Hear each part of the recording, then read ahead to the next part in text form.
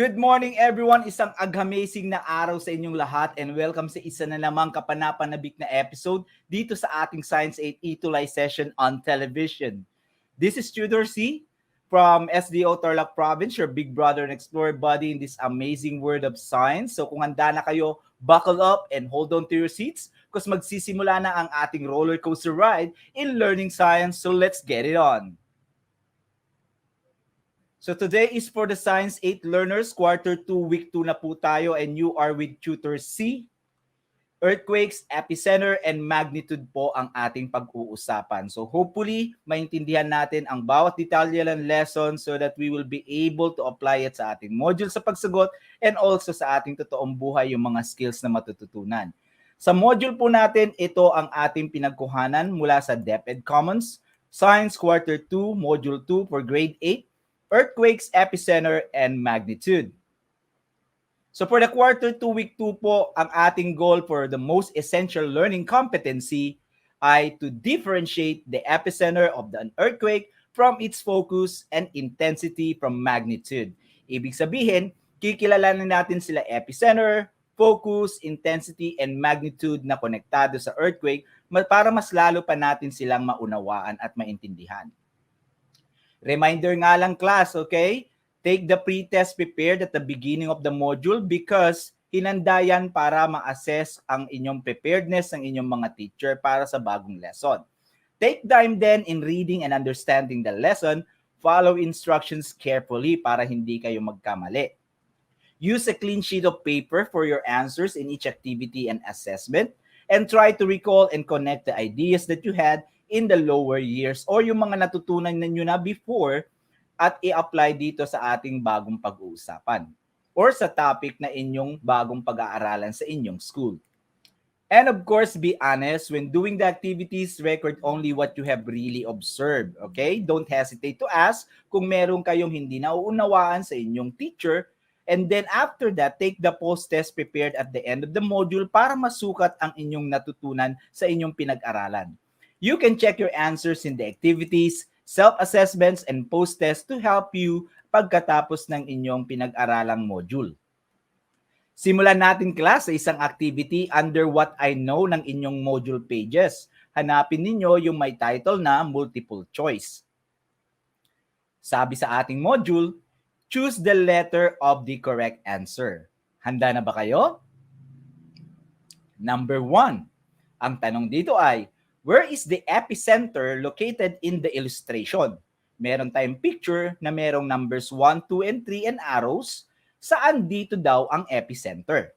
A1, B2, C3, or D2 and 3?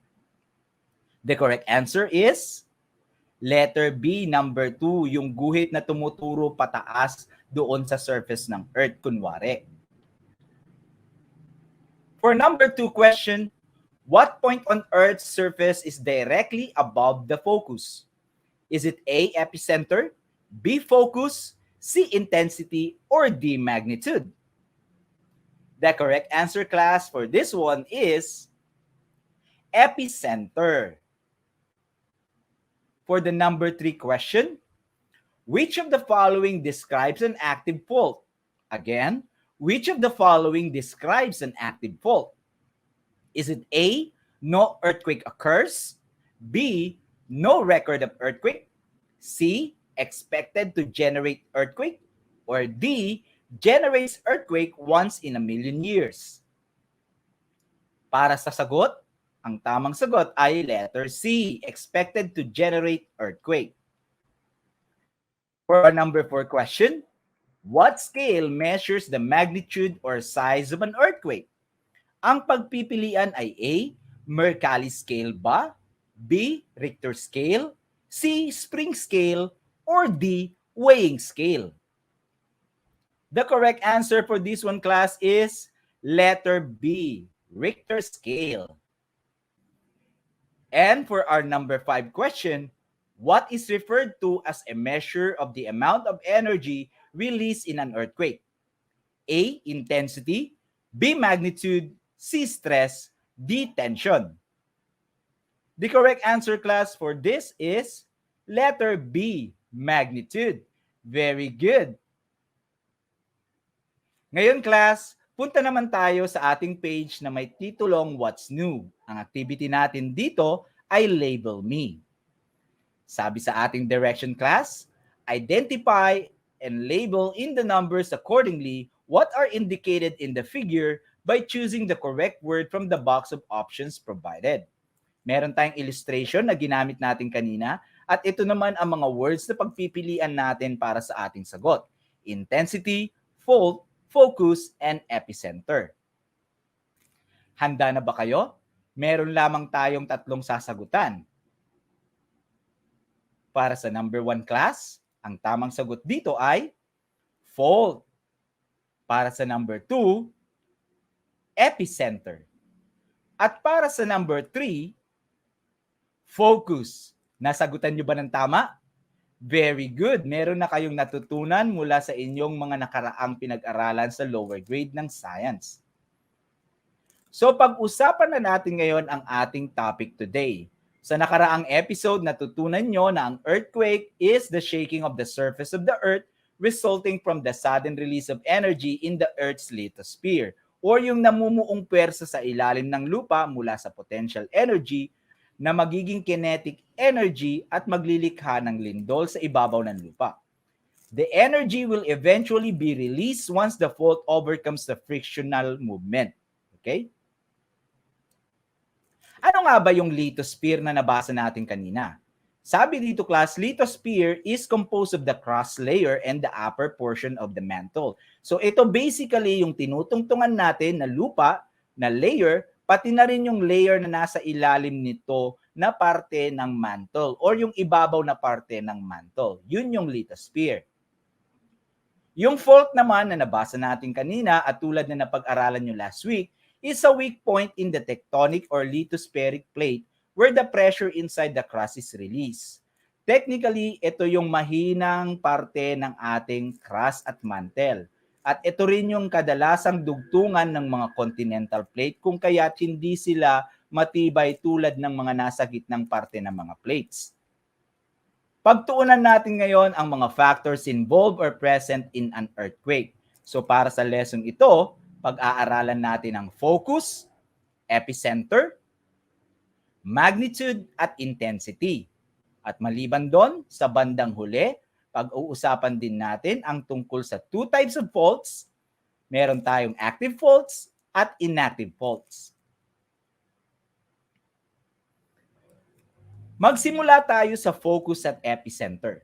Class, papansinin ninyo na silang dalawa magkasama. Yun ay dahil sa they both indicate locations. Tumutukoy sila ng lokasyon or lugar na parte ng earthquake. Intindihin pa natin ng mabuti. Si focus, it is the area inside the earth where an earthquake starts. It is also known as focal point. So dito nanggagaling kay focus yung puwersa na maglilikha ng lindol at ito ay nasa ilalim ng lupa. Habang si epicenter naman, it is the point on the earth's surface directly above the focus. So iisipin nyo lamang na nasa ilalim ng lupa si focus at direktang katapat niya sa ibabaw ng lupa, yun yung tinatawag na epicenter. Yun ang dahilan kung bakit silang dalawa ay tumutukoy sa lokasyon kapag pinag-uusapan ang earthquake. Tingnan natin ang illustration na to class. Kunwari ito ang earth's surface. At ito naman kung saan ay merong mahinang parte or nagdugtong na dalawang continental or oceanic plate. Yung pinanggalingan ng earthquake or kung saan nagsimula ang puwersa na naglikha ng lindol sa ilalim ng lupa, yun ang tinatawag na focus.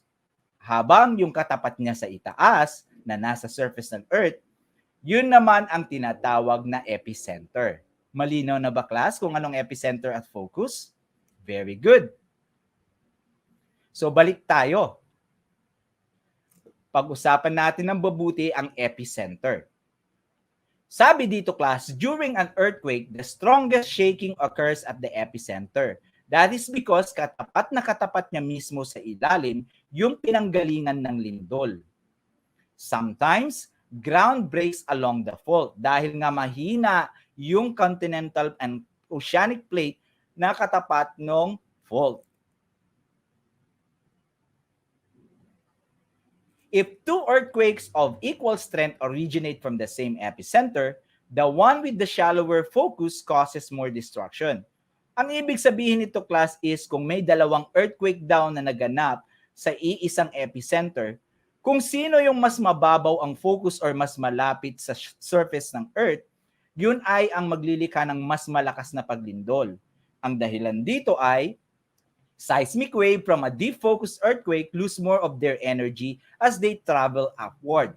Ang energy kasi, class, ay naglalakbay. So kung mas malayo ang kanyang lalakbayin, unti-unting hihina ang pwersang ito. Kung kaya't mas malakas ang lindol, kung mas malapit sa surface ng Earth yung pinanggalingan ng pwersa. Mula sa focus and epicenter, punta naman tayo sa magnitude and intensity. Ano nga ba sila at bakit sila ang magkasama? That is because, class, they both represent energy with different characteristics. Kung si focus and epicenter kanina ay tungkol sa lokasyon, si magnitude and intensity naman ay tungkol sa enerhiya. Para kay magnitude, measures the energy being released from the focus. So yung enerhiya na nilalabas ng focus kapag siya ay naglikha ng lindol, yun ang tinatawag na magnitude. Ang instrumento na ginagamit para bantayan ang lindol ay tinatawag na seismograph at yung pagsukat naman ng lindol ay tinatawag na Richter magnitude scale or simply Richter scale. Seismograph, instrument that measures earthquake magnitude. Richter scale measures the seismic energy released by the earthquake. Ito ang halimbawa ng seismograph, class. Pag sinabing seismograph, ito yung mismong kagamitan or instrumento. Habang yung nakikita yung guhit-guhit na sumusunod sa lindol, ito naman yung tinatawag na Richter scale. Intensity. It is the strength of the trembling made by the earthquake at a place or on the surface.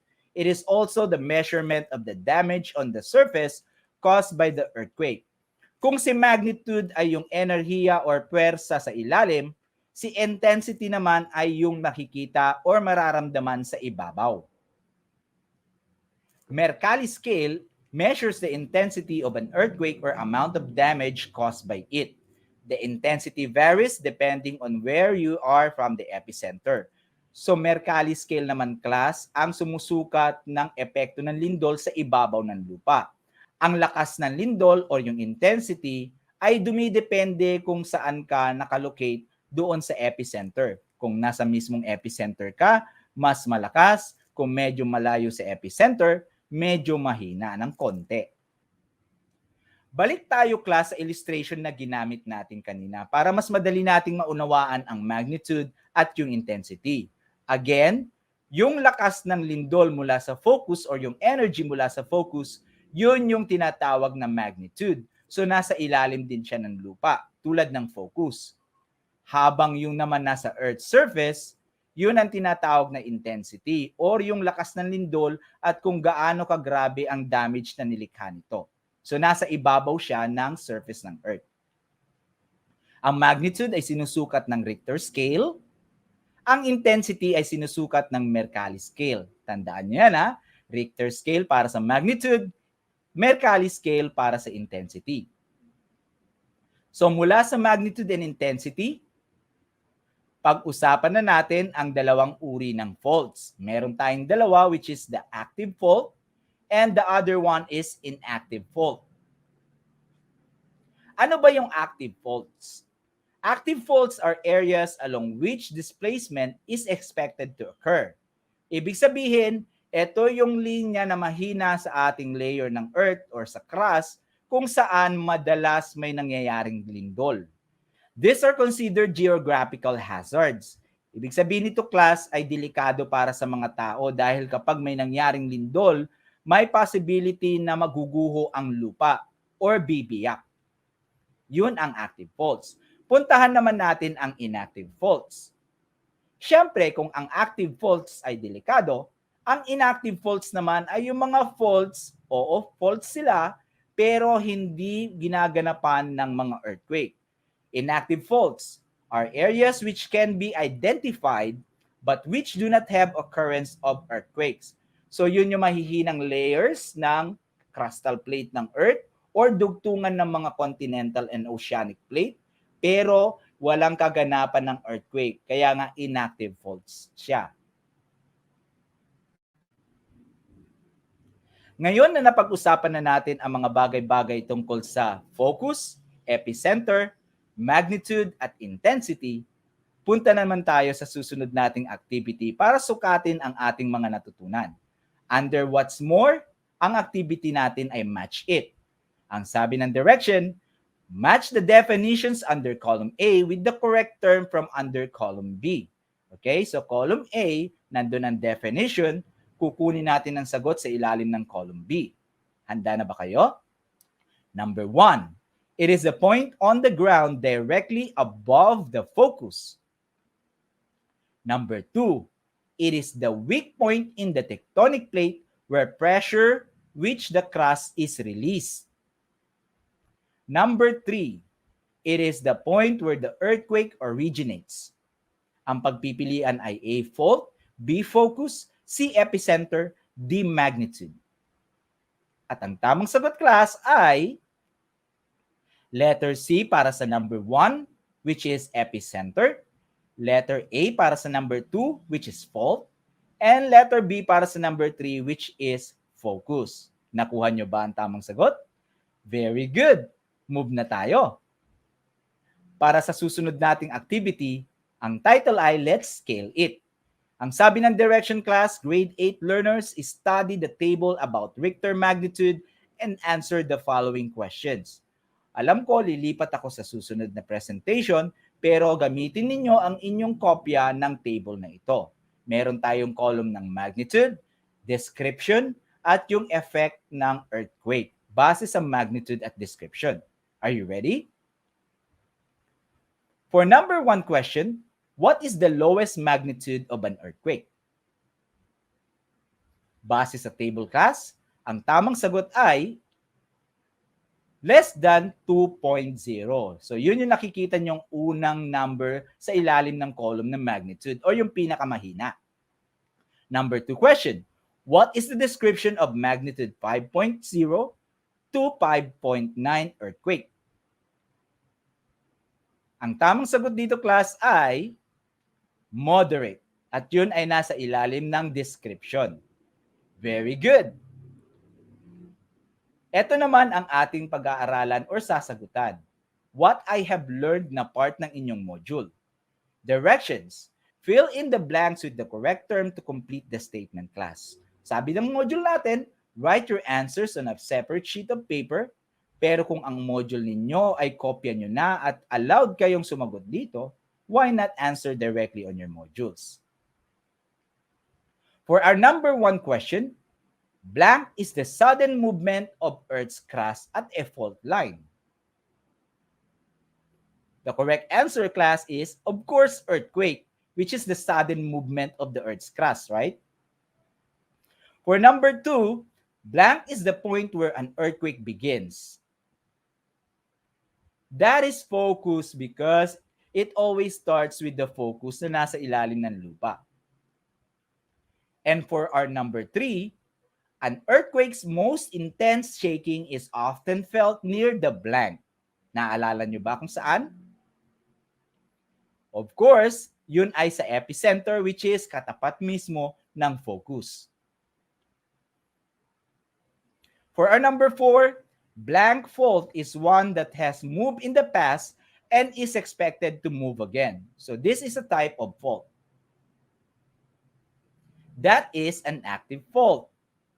For our number 5 question, blank fault is a structure that can be identified but which does not have earthquakes. Anong klaseng fault ito?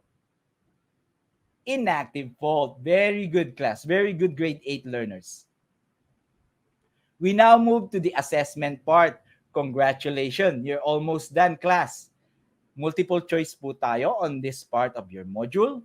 Direction, read each question carefully, choose the letter of the correct answer, use a separate sheet of paper for your answers unless allowed kayong sumagot direkta sa inyong module. Number 1. At what point along a fault does the first motion of an earthquake occur? Saan daw sa fault nagsisimula ang earthquake? A. Epicenter, B. Focus, C. Intensity, D. Magnitude. The correct answer, class, of course, is yung focus na nasa ilalim ng lupa. For number 2, where is the epicenter located? Saan daw makikita ang epicenter ng earthquake? A. Directly above the focus, B. At the center of the earth, C. Located in the seismic waves, or D. Located underground where the earthquake begins. Saan kaya? The correct answer is letter A, directly above the focus. Sila 'di ba yung nagtutukoy ng lokasyon? Si focus sa ilalim, ang katapat niya sa itaas ay si epicenter. Number 3. Which instrument determines the amount of damage caused by an earthquake? A. Spring scale, B. Richter scale, C. Mercalli scale, or D. Weighing scale. And for this one, the correct answer, class, is letter C, Mercalli scale. Very good, naalala nyo. Number 4, what earthquake magnitude can cause serious damage in areas across several hundred miles? Ito ay nandoon sa Richter magnitude table na ginamit natin kanina. Again, what earthquake magnitude can cause serious damage in areas across several hundred miles? A. 5.0 to 5.9, B. 6.0 to 6.9, C. 7.0 to 7.9, or D. 8.0 to 8.9. Kung ang sagot nyo, class, ay letter D, that is the correct answer. And for our activity today under assessment, the last question, number 5, which is measured by a seismograph. Naalala nyo ba kung ano yung seismograph? Ito yung mismong instrumento. Okay? Again, which is measured by a seismograph? Is it A, distance ba? B, force, C, intensity, or D, magnitude? It is the magnitude, of course. Seismograph is the tool that measures magnitude of the earthquake, at yung pagguhit-guhit naman, yun yung tinatawag na Richter scale. And there you go, grade 8 science learner. That's all about it for today's episode. It's about earthquakes, epicenter, and magnitude. I hope deep in my heart nakatulong ito sa inyong pag-aral. And at the same time, madadala ninyo at magagamit in your everyday lives what you have learned today. Next week ay pag-aaralan naman natin ang earthquake waves with Tutor Marky. Thank you so much at magkita-kita tayong muli next time for another round of Science 8 Adventure. Once again, this is Tutor Z wishing you all the best and laging tatandaan sa agham, kayo ang bida. For the meantime, everyone, stay safe. Class dismissed.